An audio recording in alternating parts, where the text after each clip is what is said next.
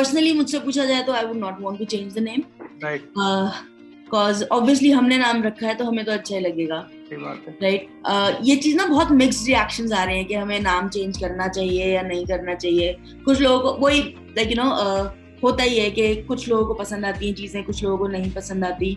आज हमारे साथ इस एपिसोड में हमारी कॉस आईक्यू की फाउंडर मिसेज कनिका हैं और आज ये अपने स्टार्टअप जर्नी के बारे में बात करेंगी।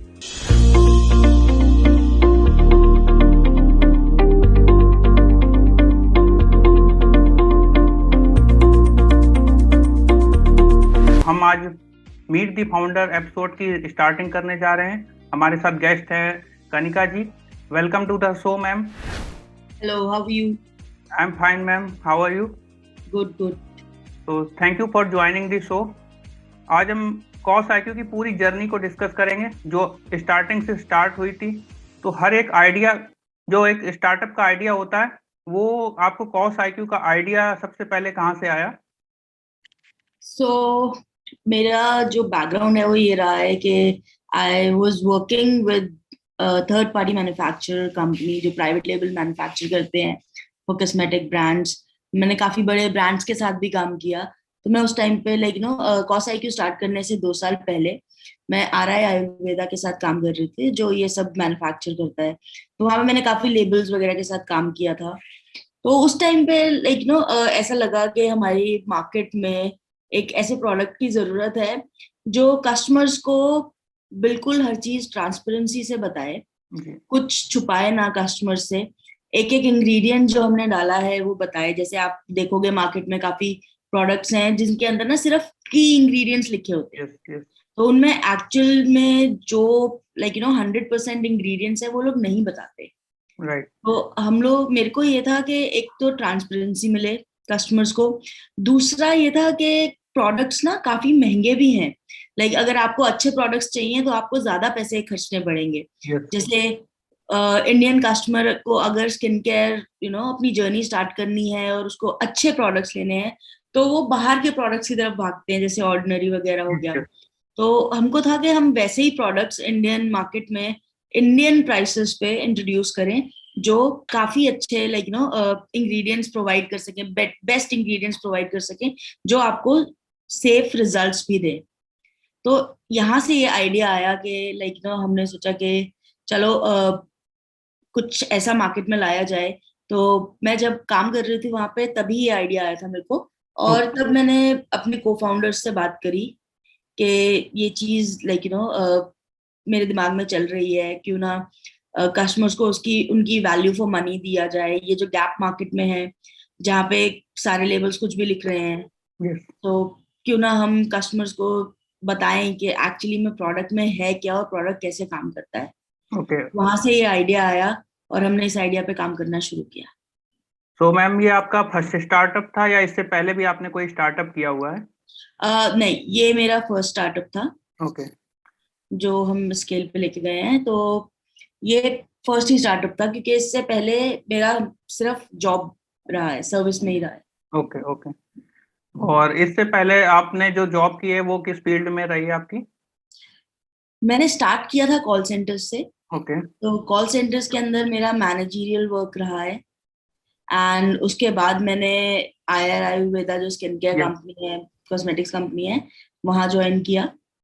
तो मेरा टोटल एक्सपीरियंस जो है वो 8 साल का है कॉल सेंटर्स के अंदर और 2 साल का है आरआई आयुर्वेदा के साथ।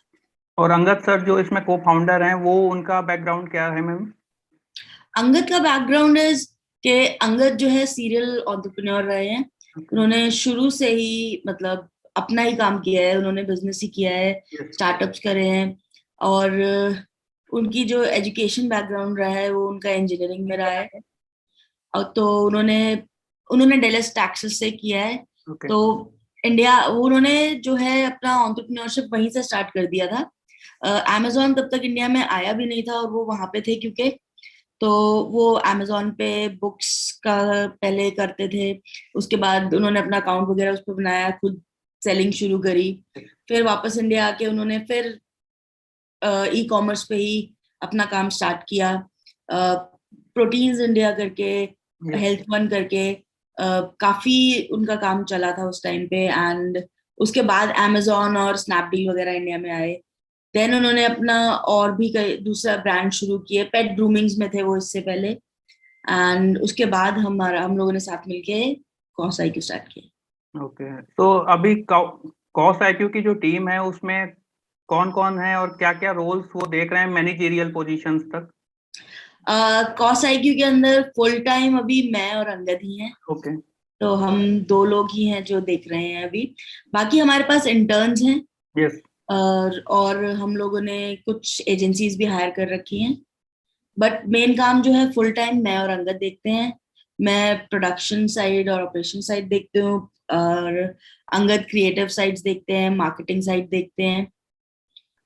और अभी कॉस आईक्यू का जो प्रोडक्ट है उसकी अदर प्रोडक्ट से क्या यूनिकनेस है? कैसे स्किन इंडस्ट्री में हर प्रोडक्ट की अपनी यूनिकनेस होती है, तो कॉस आईक्यू क्या यूनिक है उन प्रोडक्ट से? आप खुद ही देख लीजिए, हमारा सनस्क्रीन सिरम है। और हमारा जो विटामिन सी है वो 2 इंग्रेडिएंट्स वाला ही है। 2 इंग्रेडिएंट्स वाला विटामिन सी आपको बिल्कुल भी मार्केट में नहीं मिलेगा। राइट। देन अभी हम लोगों ने, जिस दिन हम लोग शार्क टैंक पे एयर हुए थे, उस दिन हमने अपने और भी दूसरे प्रोडक्ट्स निकाले हैं, जैसे पील्स हो गए, BHA सीरम हो गया, और रेटिनॉल हो गए। तो उसके अंदर रेटिनॉल्स में भी हमारे जो रेटिनॉल सीरम है वो सिर्फ 4 इंग्रेडिएंट्स वाला सीरम है। तो ऐसे प्रोडक्ट्स आपको नहीं मिलेंगे मार्केट में अभी। अगर कोई हमें कॉपी कर ले तो जरूर मिल जाएंगे, पर नहीं, उससे बिल्कुल पहले सही बात है। और अगला क्वेश्चन है मेरा कि शार्क टैंक जर्नी से पहले की लाइफ में कॉस आईक्यू का क्या स्टेटस था और अभी कितना चेंज आया शार्क टैंक जर्नी के बाद? जैसे कि होता है कि लोग बहुत ज्यादा अवेयर हो गए हैं कॉस आईक्यू के बारे में, लोगों तक रीच भी हो रही है, वो ऑर्डर भी कर सकते हैं ऑनलाइन प्लेटफॉर्म्स। तो किन किन प्लेटफॉर्म्स पे अवेलेबल है ये ऑर्डर के लिए, या केवल आपकी साइट के थ्रू ही अभी सेल के लिए है? कॉस कॉस IQ जो है, शार्क टैंक पे आने से पहले हम लोग amazon, फ्लिपकार्ट, टाटा क्लिक, नायका, इन Yes. सब पे थे हम लोग ऑलरेडी। एंड शार्क टैंक से पहले हमारी जर्नी सिर्फ 4 साढ़े 4 महीने की रही थी। उसके बाद से ऑब्वियसली चेंजेस तो आए ही हैं, क्योंकि इतना बड़ा प्लेटफॉर्म जब मिलता है आपको तो आई बॉल्स भी मिलती हैं साथ में। तो जितने ज्यादा लोग देखते हैं उतने ज्यादा आई बॉल्स मिलती हैं, उतने ज्यादा लोग इंटरेस्टेड भी होते हैं। एंड जब लोगों को पता चलता है कि कुछ ऐसा मार्केट में है और मेड इन इंडिया है, आई वुड से, क्योंकि आजकल ये मेड इन इंडिया में भी लोग ज्यादा प्रेफर कर रहे हैं। Right. और जब उनको क्वालिटी ऐसी मिलती है तो लोग उस तरफ जाते हैं। सो आई आई वुड से कि लाइक नो, जब तक हम शार्क टैंक में आए थे हम 4 साढ़े 4 लाख का सेल कर रहे थे। एंड अब हमारा सेल जो है 4 टाइम्स 5 टाइम्स बढ़ गया है। तो फर्क तो बहुत पड़ा है, काम ज्यादा बढ़ गया है, ज्यादा बिजी रहते हैं, जो कि अच्छी बात है। बिल्कुल अच्छी बात है। और शार्क टैंक के जो मेंटर्स हैं उनका क्या रोल है अभी? वो हमें गाइड करते हैं। यस। राइट। अगर ऐसे देखा जाए तो देखो, काम तो हमें ही करना होता है ऑब्वियसली। वो सिर्फ फाउंडर। इन्वेस्टर्स हैं। Yes, yes. वो सिर्फ अपने लाइक नो अपनी एक्सपर्टीज दे सकते हैं हमको, वो बता सकते हैं कि ऐसे कर लो। बाकी सब तो हमें ही करना होता है। बाकी जो भी वो एडवाइस देते हैं वो ऑब्वियसली काम करती है। यस, एंड अगर वो हम लोगों को जब भी उनसे बात करनी होती है तो कोई ना कोई, जैसे डायरेक्ट नंबर्स तो हमारे पास है नहीं उनके यस, ऑब्वियसली। यस। राइट, हमारे पास उनके स्पॉक्स के नंबर्स हैं। तो बहुत हेल्पफुल है वो, कनेक्ट करवा देते हैं बहुत जल्दी। हमें कोई क्वेश्चंस होते हैं तो उसके जवाब मिल जाते हैं, हमें कोई प्रॉब्लम होती है, हम कहीं अटक रहे होते हैं तो उसका सोल्यूशन भी मिल जाता है। अभी कॉस आईक्यू प्रोडक्शन दिल्ली से कर रही है या किसी अदर स्टेट से? हम लोग प्योरली दिल्ली से ही प्रोडक्शन करते हैं। Okay. So sales all over India कैसे मेंटेन करते हैं? साइट के through, online order? Online orders ही रहते हैं। हम लोग D2C ब्रांड है, yes, direct to yes, consumers. तो यस। हम लोगों का ऑनलाइन ही रहता है। कस्टमर आके हमारी वेबसाइट पे भी ऑर्डर कर सकते हैं। हम लोग amazon, नायका, फ्लिपकार्ट, टाटा क्लिक और मिंत्रा पे भी अब अवेलेबल होने वाले हैं बहुत जल्दी। तो मेनली, और यस, यस। काफी सारे प्लेटफॉर्म्स हैं जहाँ हम अवेलेबल हैं। तो मेनली अभी कौन से ऐसे स्टेट्स हैं जो बहुत ज्यादा सेल्स आपको दे रहे हैं? दिल्ली, बॉम्बे, यस, बैंगलोर। अभी यस। तो मेन Tier 1 सिटीज ही हैं जो सबसे ज्यादा सेल्स दे रही हैं। बाकी हम लोग Tier 2 को भी टारगेट कर रहे हैं ताकि वहां से भी सेल्स आए। तो अभी ऐसी मार्केटिंग के लिए आप स्ट्रेटजी पर प्लान कर रहे होंगे कि जो हम टीयर 2 सिटीज को भी टारगेट कर पाए? उनके भी लोग अवेयर हों, वहां से भी ऑर्डरिंग आना स्टार्ट हो जाए?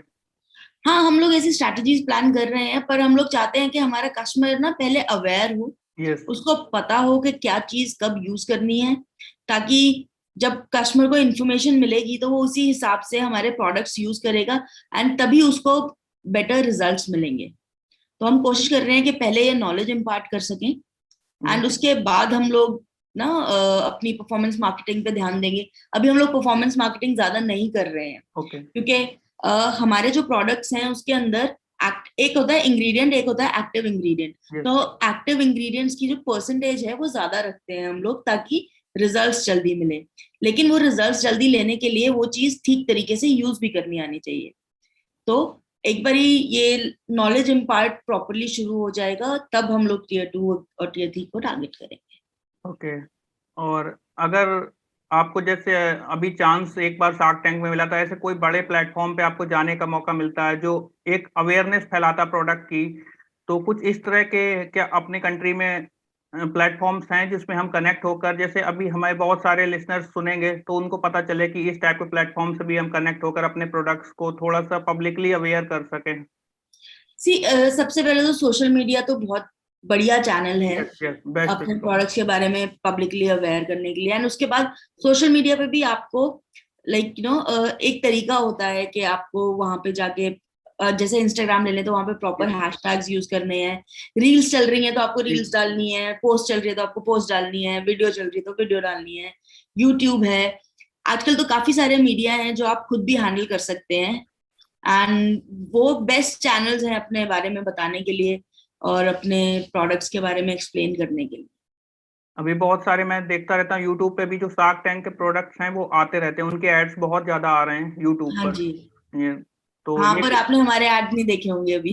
अभी नहीं देखे आपके, हाँ इसलिए मैं जी। आपसे कनेक्ट हो रहा हूँ कि प्रॉपरली कहाँ कहाँ आप कनेक्ट करने वाले मार्केटिंग के थ्रू, जिससे पब्लिकली आप टच कर पाए लोगों को, क्योंकि आजकल मार्केटिंग भी एक कॉस्ट सेंटर बन गया, उसमें भी अच्छा खासा बजट चाहिए मार्केटिंग के लिए। राइट। राइट। तो तो सेल्स प्रोडक्शन के बाद हमें सबसे ज्यादा जो अपना बजट एलोकेट करना होता है वो मार्केटिंग के लिए करना होता है। राइट, सी मार्केटिंग पे सबसे ज्यादा हम लोग मार्केटिंग पे ना बहुत देख के स्पेंड कर रहे हैं। यस। ठीक है, क्योंकि मार्केटिंग पे जितना जिस तरीके मार्केटिंग स्पेंड अगर बहुत ज्यादा बढ़ जाएगा ना तो उसका बर्डन कस्टमर्स पे आता है, राइट। क्योंकि कहीं ना कहीं से you have to get out the money. Right. So customers पे ज्यादा बर्डन ना आए, तो इसीलिए हम लोग जो है बहुत तरीके से बहुत स्लोली चल रहे हैं, ताकि स्लोली एंड स्टेडीली हम लोग सब तक पहुंच सके। हम लोगों को एकदम रॉकेट स्पीड से आगे नहीं बढ़ना, क्योंकि जितनी राइट। जितनी जल्दी बढ़ेंगे उतनी जल्दी गिरेंगे भी। एग्री। तो एक तरीके से किया जाए सब कुछ तो ज्यादा बेटर रहता है। तो हम बस वही स्ट्रैटेजी यूज करने की कोशिश कर रहे हैं, ताकि हम लोग लॉन्ग रन में थोड़ा बेटर कर सकें। और एक प्लेटफॉर्म पे मैंने देखा था कि कॉस आईक्यू का नाम के लिए थोड़ा सा चल रहा था शार्क टैंक इंडिया पर, तो वो तो मुझे बेटर लगा। Cos IQ is better than any other name. अगर हम उसको नेम चेंज भी करने जाएं तो मुझे नहीं लगता कि उससे बेटर कोई नाम है, लेकिन हाँ अभी कुछ ऐसा कुछ चला क्या उसके बाद? अभी अभी are in talks. Okay. Personally मुझसे पूछा जाए तो I would not want to change the name, right. Cause obviously हमने नाम रखा है तो हमें तो अच्छा ही लगेगा। सही बात है। राइट। ये चीज ना बहुत मिक्स्ड रिएक्शंस आ रहे हैं कि हमें नाम चेंज करना चाहिए या नहीं करना चाहिए। कुछ लोगों को वही होता ही है कि कुछ लोगों को पसंद आती हैं चीजें, कुछ लोगों को नहीं पसंद आती। बाकी लेट्स सी व्हाट हैपेंस और नाम के बारे में तो। और फिर आप सबको कन्विंस नहीं कर सकते सेम चीज के लिए। हाँ जी। वो हो सकता है कि आउट ऑफ 100 50-50 सबका अपना व्यू होता है। कोई कॉसिक पढ़ेगा, कोई कॉस आईक्यू पढ़ेगा, कोई बोलेगा ये अच्छा नाम नहीं है, तो वो डिफरेंट है, लेकिन हमें ही अपने आप को जस्टिफाई करना है। राइट, कोई कॉसिक पढ़े या cos IQ, at the end of the day customer तो हमारा ही बनना चाहिए। Yes yes. और अभी फंडिंग के लिए कोई नेक्स्ट राउंड के लिए सोच रहे हैं? अभी हम लोग नहीं सोच रहे हैं फंडिंग के लिए नेक्स्ट राउंड, बट हाँ 6 मंथ डाउन द लाइन बिल्कुल। कॉज एक टाइम पे तो थी, अगर आपको कंपनी बढ़ानी है, अगर आपको स्टार्टअप आगे लेके जाना है तो आपको फंडिंग रेज करनी पड़ेगी, क्योंकि at one point of time there are कुछ ऐसी चीजें होती हैं जो बिना फंडिंग के हो ही नहीं सकती। राइट। जैसे अगर आपको पंप इन करनी, मार्केटिंग में आपको पंप इन करनी ही पड़ती है मनी। सो जब हम उस स्टेज पे पहुंचेंगे तब बिल्कुल, अभी अगर फंडिंग रेज कर लेंगे हम लोग तो ज्यादा परसेंटेज देनी पड़ेगी, कम सही बात। पैसे मिलेंगे, नहीं, तो सही बात इससे है। बेटर है हम पहले अपना नंबर्स बढ़ाएं और फिर फंडिंग के लिए जाएं। पहले हम अपना वैल्यूएशन हाई कर लें, फिर हम राइट बेटर है फंडिंग के लिए जाएं। तो हमें जब शेयर हमें थोड़ा से देने पड़े तो फिर ये ना हो कि हमें इतना कम फंडिंग मिली। राइट। और अभी नेक्स्ट 4-5 इयर्स में कहाँ पर देखते हैं कॉस्ट आईक्यू को? अभी तो बहुत जल्दी होगी 4-5 इयर्स कहना, लेकिन स्टिल हम प्रोजेक्शंस करते रहते हैं अपने प्रोडक्ट्स की, मार्केट की। और अभी तो कोविड ने बहुत ज्यादा मार्केट खराब कर दिया था इन लास्ट 2 इयर्स, तो अभी तो बहुत ज्यादा ग्रोथ नहीं कर पाए। लेकिन हाँ, आगे प्रोजेक्शंस क्या हैं? आगे प्रोजेक्शंस ये हैं कि बहुत सारे प्रोडक्ट्स हमारे पाइपलाइन में हैं। Yes. तो सबसे पहले तो हम लोग अपना प्रोडक्ट्स का पोर्टफोलियो बढ़ाना है। अभी तो जैसे हमारे सिर्फ 16 प्रोडक्ट्स SKUs हैं मार्केट में। Yes. अभी नेक्स्ट मंथ तक आप और भी और ज्यादा देखेंगे, हम लोग और प्रोडक्ट्स लॉन्च करने वाले हैं। एंड उस पोर्टफोलियो को ही बढ़ाएंगे ताकि कस्टमर के पास और ऑप्शंस हो, उसका उनका स्किन केयर रेजिम पूरा करें हम लोग, ताकि कस्टमर को अगर इवन फेस वॉश भी चाहिए या मॉइस्चराइजर चाहिए तो वो कॉस IQ का ही हो। ओके। तो मैंने बहुत सारे मॉल्स में देखा जो यूनिट होते हैं उसमें आप प्रोडक्ट्स रखवा देते हैं शोरूम्स में, तो अभी ऐसा कुछ प्लान नहीं है कॉस IQ का? वो ऑफलाइन है, हम डायरेक्ट टू कस्टमर्स हैं, सिर्फ अभी हम लोग डायरेक्ट? ऑनलाइन है, स्ट्रिक्टली ऑनलाइन। अब 4-5 साल बाद अगर हो सकता है हम लोग ऑफलाइन जाएं, पर अभी offline is not on the cards. Yes yes. तो मैम, थैंक्स टू कनेक्ट, और बहुत अच्छा लगा आपसे बात करके। और बहुत सारे क्वेश्चंस इस बारे में हुए कॉस्ट की जर्नी के बारे में, स्टार्टिंग से लेकर अब तक। कुछ और ऐसा हो जो आप शेयर करना चाहते हो व्यूअर्स से कॉस्ट IQ के प्लेटफॉर्म से? मैं ये कहना चाहूंगी कॉस IQ जो है, हम लोग बहुत मेहनत कर रहे हैं आप कस्टमर्स तक अच्छे बेटर प्रोडक्ट्स पहुंचाने की, बेस्ट इंग्रेडिएंट्स यूज करने की।